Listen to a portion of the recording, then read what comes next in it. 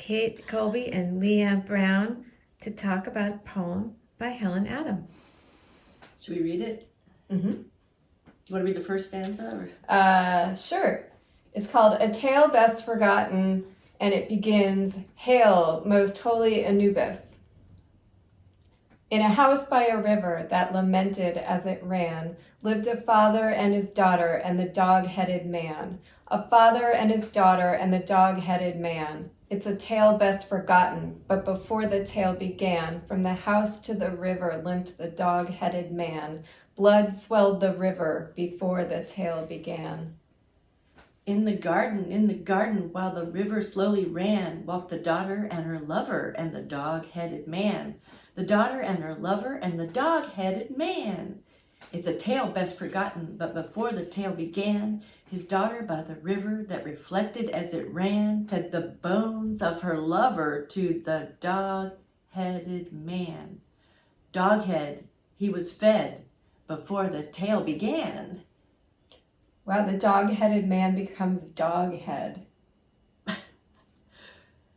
It's circular, right? It's before the tale began at the end. Mm-hmm. So it already happened way in the past. Yeah, except the time all runs in a circle because it's in both present, it's in present tense, but it lamented, it reflected as it ran, it keeps coming around again, it slowly ran.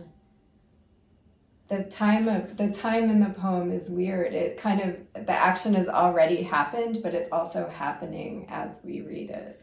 And then there's the daughter and the lover and the father and the dog-headed man. And then, the lover doesn't exist in the first stanza, but then he comes in, then he gets eaten. Well, he's bones Right. before he's eaten. Okay. No. She fed the bones of her lover to the dog-headed man, but doghead he was fed before the tale began. Okay. So, yeah, it's cyclical, as you said. Yes.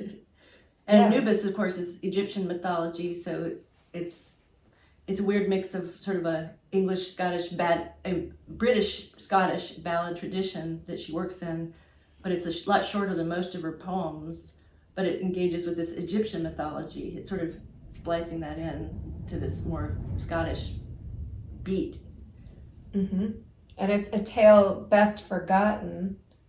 We're being asked to forget it, and yet she's invoking this ancient Egyptian god, sort of suggesting that it's timeless, it's been around forever. It's not being forgotten. It remains.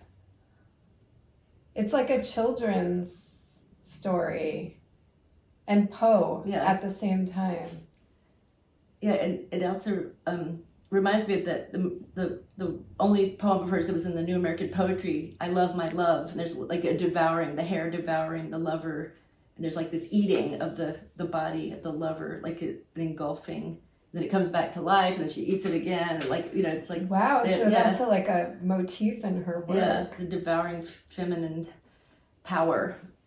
So first I thought the father had fed the bones, but it's her. She fed the bones of her lover to the dog-headed man. Who's the dog-headed man? Who is the dog-headed? Maybe he wants to be the lover. Is it Anubis? Isn't Anubis a dog-headed deity? Yeah, Anubis is dog-headed. Right. Yes, and he guards the way to the afterlife. Jackal, dog, something like that. Well, maybe he wants to be the lover somehow. Like she wants the mythic wants her to be devoted to it rather than a person. I don't know.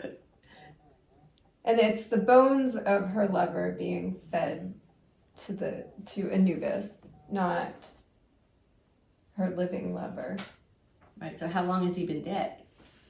That's the question. Yeah, it's kind of this like memorial cycle of life. It's like a cycle of death. And it's like that sort of ballad-like chant. It's not like it's like da da da da da da da da da da da. It's like it's jaunty. Yeah. Yes. It's so creepy at the same time. Yeah, it's like a little dance, a witchy dance for Halloween.